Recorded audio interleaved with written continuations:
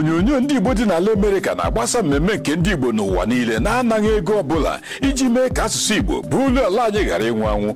Ya bụ, ị nwere amama ọkwa ma ọ bụ ịgbasa ozi maka mmemme dịka ọgbakọ ukwu ma ọ bụ convention, iri ji nke omenala Igbo, ịlụ nwaanyị ma ọ bụ ịgba nkwụ, ncheta ndụ ọma ma ọ bụ ọnwụ mmadụ, Igbo Network ga-enyere gị aka ime ka ọha na eze mara. Ọ ga-emekwa ka ozi ziri anwụrụ ọkụ ruo igwe ntị maka ihi na anaghị atụkwu nwa nchịkọ na nzuzo.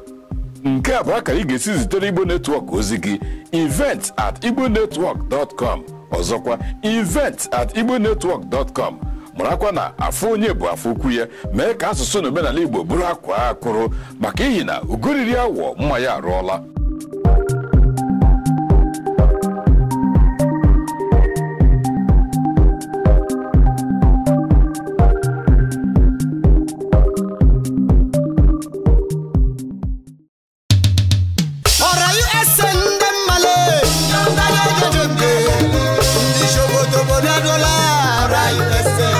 Orlu Regional Assembly, ORAUSA Karaka, Odozo Bodonimo State,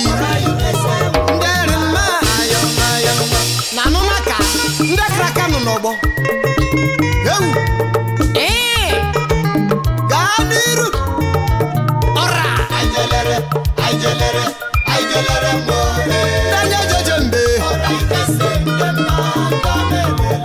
Shakama,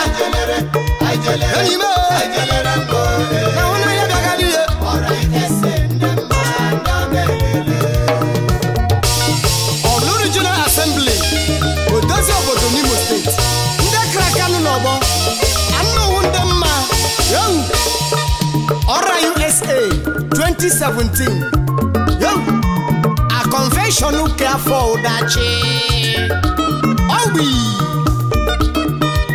Jay Ayoma nanya bara lelu ayoma jari anyamada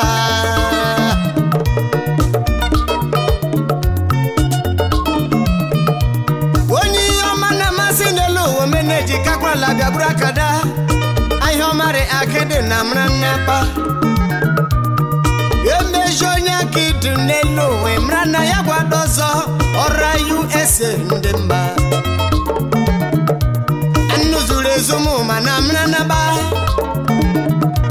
Anu ndelele Daniel jembale Ndene kakraka pokrabo namrana Orlu Regional manama Omele sande mele yane Ora mele ya ORAUSA undioma Cha Orale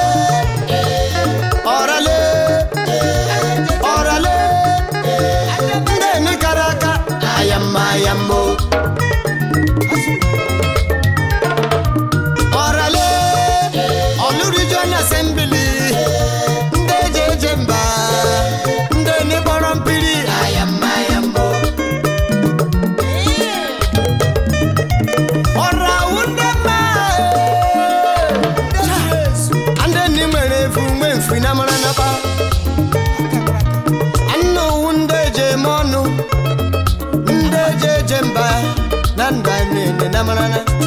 Yes.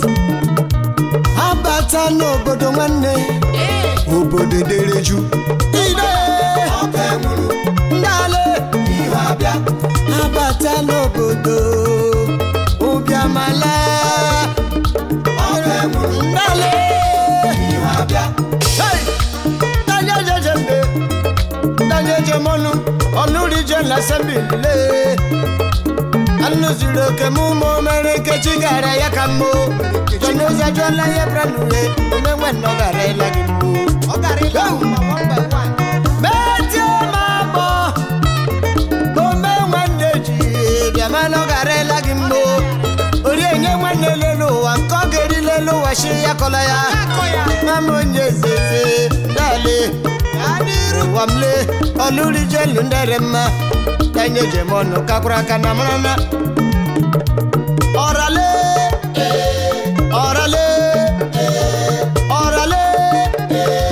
Ndeni karaka Ndeni zukwa Omero ke muma omenwenne jogarela lumbo Nde jejeje mbebekwala jonuza jola nderi mmo Ande chukwu goshi ogarela lumbo Omero ke chikala lelu wa jonuza mabo Danye jeje mbandere mandeje mono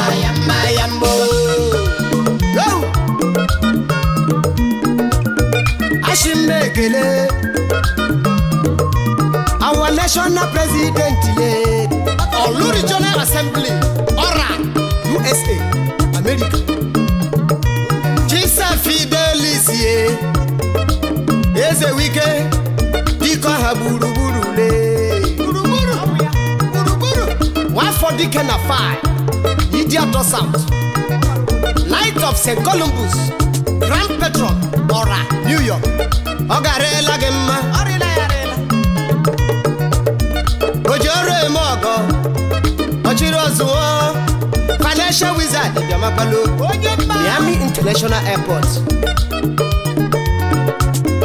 CEO Vera Consulting Services Miami National President Ora USA Former VP Ebiadogbala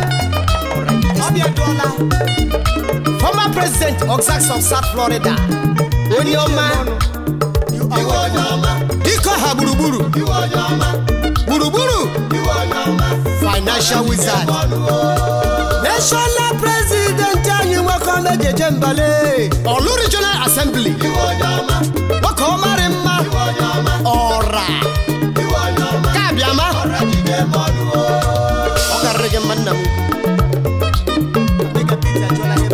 Ojore Mogo Omereke chikara ya kamo Ajonuza jola ye bragene Ogare la gimbu Go Ajola mese lolo gie Anyome jejembe Lolo Lady Ijoma eze wike Ania Apamadia Ora USA National First Lady Ikraka Ezi Adaba Adale Fabiani Ekweme Nnanyuruko one of Aba Na lolo ya Elizabeth Ekweme Ogarenu mma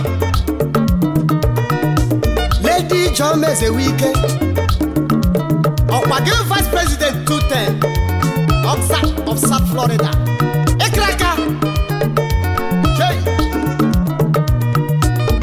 Oshim Kele. Ejumuya. Dr. Fidelis Ifanye. Ezewike Junior Garela Gimbo. Pharmacist. Olekelekwa. Tobe. Chimba. Na Uchenna. Nde Chukwu jiri chọọ ya mma. Uche Chukwu ga-emenu. Leze wike Apamadia Wanyombe jeje mbale Ezi adaba biamo Wanyombe jeje mbaka biamo Oraji kwa gemonu Inamana naba Oraji gemonu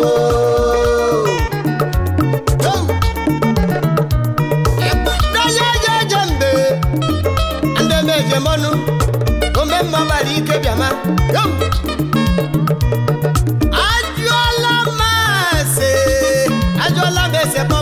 Vice President Daniel Ora USA Chito Nikechukwu Obara Atlanta, Georgia Ebubedike one of Umaka Yamagwalogare Lagimbo From Ojak Royal Family Upa Umaka Njaba Local Government President Ojaku Family Union USA Onyema Orlu Regional Union Atlanta India Adu Chairman or a USA Convention Organizing Committee Ekraka Ebu Bedikele Chitoni Kechuku Mabari Kedamabado Vice President Tanile Ajodu Zama Bogi Mokombe Jembaka Jabo Orajige Monu Orlu Regional Assembly, ORA, USA. Ndemma, ejijemba.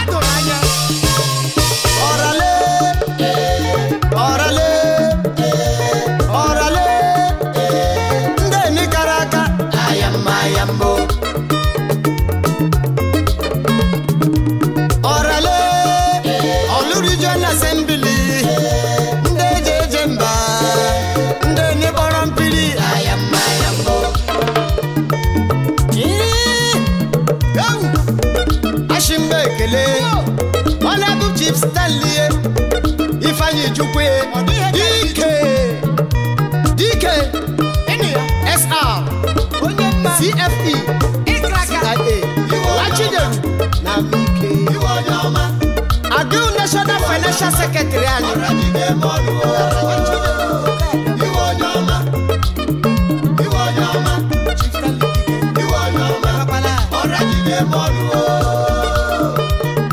Chairman 2014, 2015 and 2017 say the Waxing Committee and fundraising.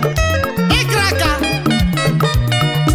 Greetings to Attorney Derek Obialoye Ugumba Wana Ofaba Yamakala Wafimo State. Unyola Makori Akuya Mrs. Dora Todialo Wanyo Mejeje Babiamo.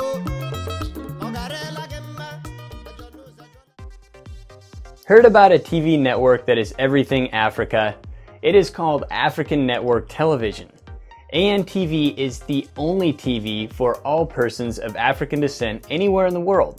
It doesn't matter whether a person of African descent is from the United States, England, Brazil, Germany, Nigeria, Kenya, South Africa, Russia, or Jamaica.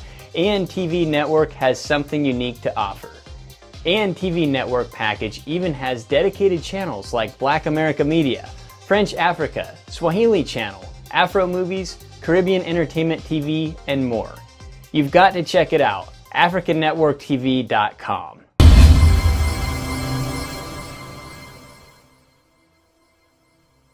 Onyonyo ndị Igbo dị n'ala America na-agbasa mmemme nke ndị Igbo n'ụwa niile na-anaghị ego ọbụla iji mee ka asụsụ Igbo bụrụ ala anyị ghara ịnwụ anwụ. Ya bụ, ị nwere amama ọkwa ma ọ bụ ịgbasa ozi maka mmemme dịka ọgbakọ ukwu ma ọ bụ convention, iri ji nke omenala Igbo, ịlụ nwaanyị ma ọ bụ ịgba nkwụ, ncheta ndụ ọma ma ọ bụ ọnwụ mmadụ, Igbo Network ga-enyere gị aka ime ka ọha na eze mara. Ọ ga-emekwa ka ozi ziri anwụrụ ọkụ ruo igwe ntị maka ihi na anaghị atụkwu nwa nchịkọ na nzuzo. Nke a bụ akara ị ga-esi zitere Igbo Network ozi gị, event@igbonetwork.com. Ọzọkwa, event@igbonetwork.com. Marakwa na afọ onye bụ afọ ukwu ya, mee ka asụsụ na omenala Igbo bụrụ akwa akụrụ maka ihi na ugoriri awọ mma ya arụọla.